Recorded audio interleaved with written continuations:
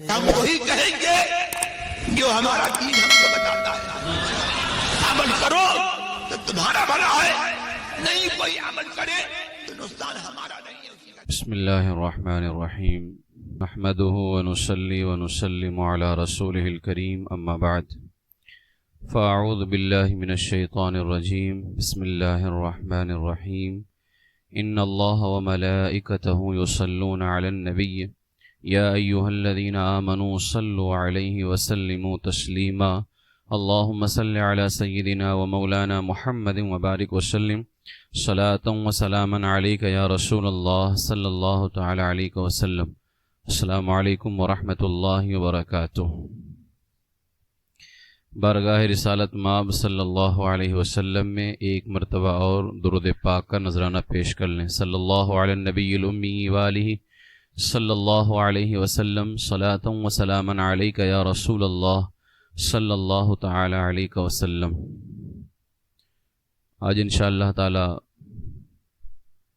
مردوں اور عورتوں کی نماز میں کیا فرق ہے، اس حوالے سے کچھ ضروری مسائل آپ کے سامنے پیش کروں گا. ان مسائل کا جاننا سب کے لیے ضروری ہے تاکہ مرد حضرات اپنے مسائل پر عمل کر سکیں اور عورتیں اپنے مسائل پر عمل کر سکیں. سب سے پہلے ستر عورت. پہلا فرق یہ ہے کہ مرد کے لیے ناف کے نیچے سے گھٹنے کے نیچے تک چھپانا ضروری ہے،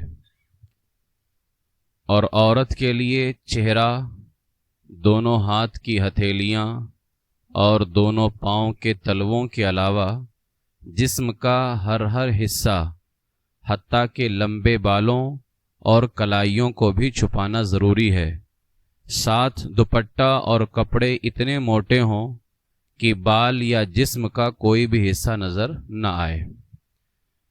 اس کے بعد میں تکبیر تحریمہ اور تکبیر قنوت، جو ہم اللہ اکبر کہہ کر کے ہاتھ باندھتے ہیں، اس میں دوسرا فرق تکبیر تحریمہ اور تکبیر قنوت کے اندر یہ ہے کہ مرد کانوں کی لو کے ساتھ انگوٹھے لگائے گا، اور عورت کے لیے سنت یہ ہے کہ وہ کندھوں تک ہاتھ اٹھائے. تیسرا فرق یہ ہے کہ مرد کی انگلیاں نہ زیادہ کھلی ہوں اور نہ زیادہ ملی ہوں، نارمل حالت پر ہوں، اور عورتوں کی انگلیاں ملی ہوئی ہوں گی. چوتھا فرق یہ ہے کہ مرد اگر سر پر چادر وغیرہ رکھے ہو تو چادر وغیرہ سے ہاتھ باہر نکال کر کے کانوں کی لو تک اٹھانا پڑے گا، اور عورت چادر یا دوپٹے کے نیچے سے ہی وہ کندھوں تک کے ہاتھ اٹھائے گی. اس کے بعد میں پانچواں فرق جو ہے نماز کے اندر ہی حالت قیام کے اندر مرد ناف کے نیچے ہاتھ باندھے گا اور عورت ہاتھ سینے پر چھاتی کے نیچے رکھے گی. چھٹا فرق مرد دائیں ہتھیلی کا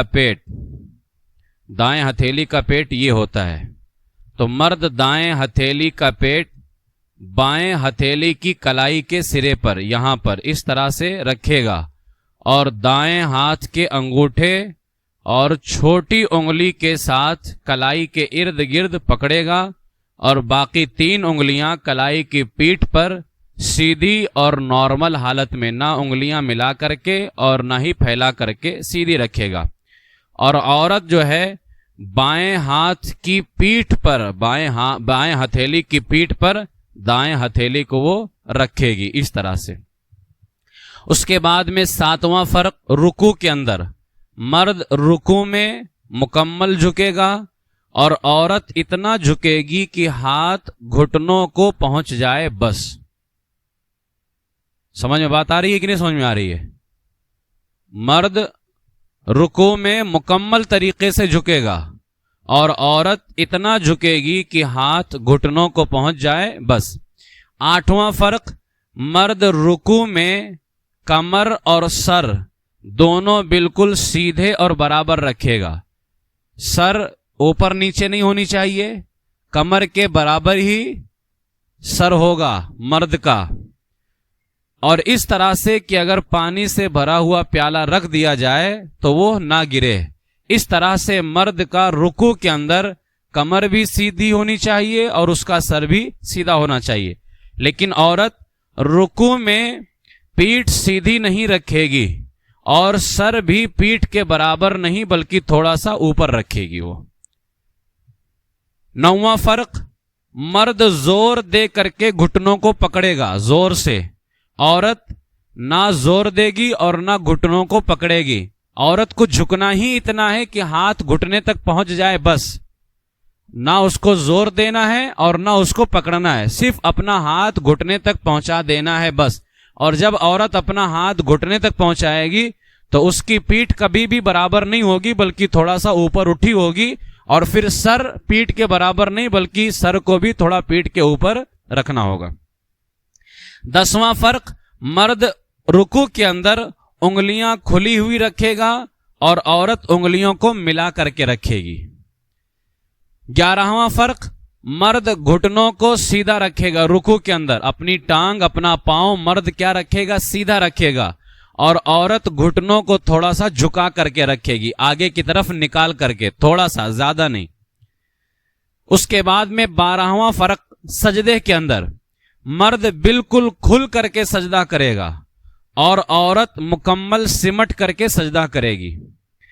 13واں فرق، مرد سجدے میں کلائی اور کوہنی، یہ کلائی اور یہ کوہنی، مرد سجدے میں کلائی اور کوہنی زمین سے اٹھا کر کے رکھے گا اور عورت سجدے میں کلائی اور کوہنی زمین سے ملا کر کے رکھے گی۔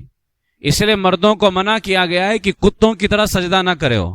بہت سارے ابھی بھی ہمارے حضرات وہ بالکل زمین سے لگا کے رکھتے ہوں، تو مرد جب سجدہ کرے گا تو کلائی اور کوہنی زمین سے اٹھا کر کے رکھے گا۔ 14واں فرق، مرد سجدے میں دونوں بازو دونوں کروٹوں سے جدا رکھے گا۔ دونوں بازو یہ ہے اور دونوں کروٹ یہ ہے، تو مرد جدا کر کے رکھے گا، عورت ملا کر کے رکھے گی۔ دونوں بازو دونوں کروٹ سے مرد جدا کر کے رکھے گا اور عورت کیا کر کے رکھے گی؟ ملا کر کے رکھے گی۔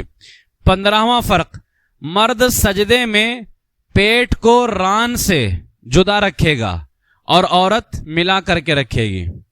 16واں فرق، مرد دونوں رانوں کو، یہ جو ہمارا جو پاؤں ہوتا ہے اوپر کا، تو آگے کا حصہ تو پیٹ سے ملتا ہے اور پیچھے کا جو ران ہوتا ہے تو پیچھے جو پاؤں میں حصہ ہوتا ہے، پیچھے پنڈلی کا حصہ، نیچے کی طرف کا حصہ، تو یہ مرد دونوں رانوں کو دونوں پنڈلیوں سے جدا رکھے گا اور عورت دونوں کو ملا کر کے رکھے گی۔ 17واں فرق، مرد سجدے میں دونوں پنڈلیوں کو، اب یہ جو پاؤں کے آگے کا حصہ ہوتا ہے ہمارا، تو یہ دونوں پنڈلیوں کو مرد سجدے میں زمین سے جدا کر کے رکھے گا، اوپر کی طرف اٹھا کر کے رکھے گا اور عورت زمین سے ملا کر کے رکھے گی۔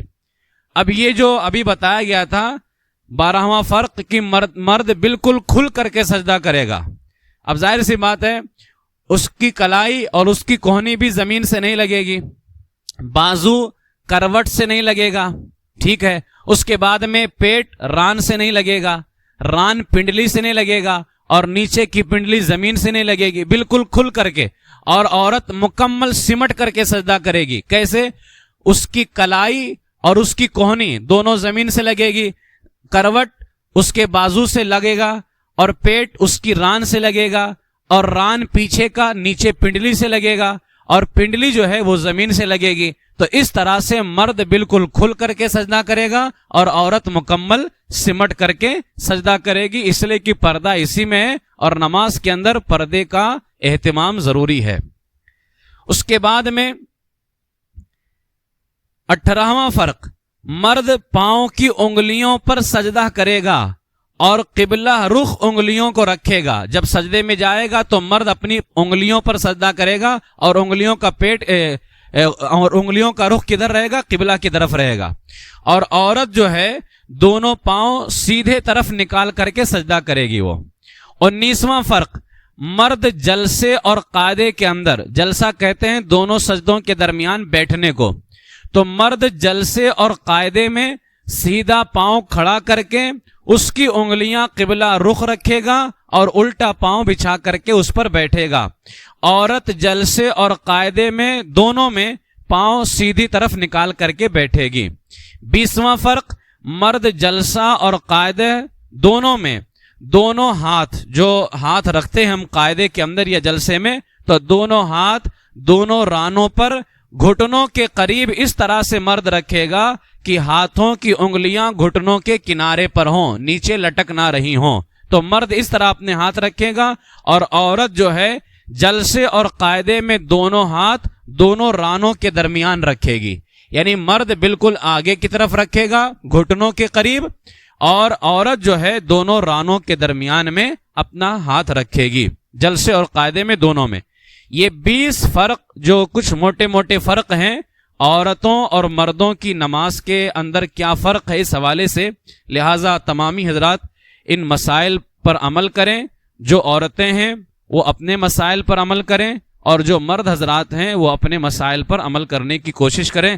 اللہ تبارک و تعالی ہم سب کو صحیح معنوں میں نماز کی پابندی کی توفیق عطا فرمائے، اور نماز کے صحیح مسائل کو سیکھنے اور سمجھنے اور اس پر عمل کی اللہ تعالی ہم سب کو توفیق عطا فرمائے، ایمان پر زندہ رکھے اور ایمان ہی پر خاتمہ بالخیر فرمائے۔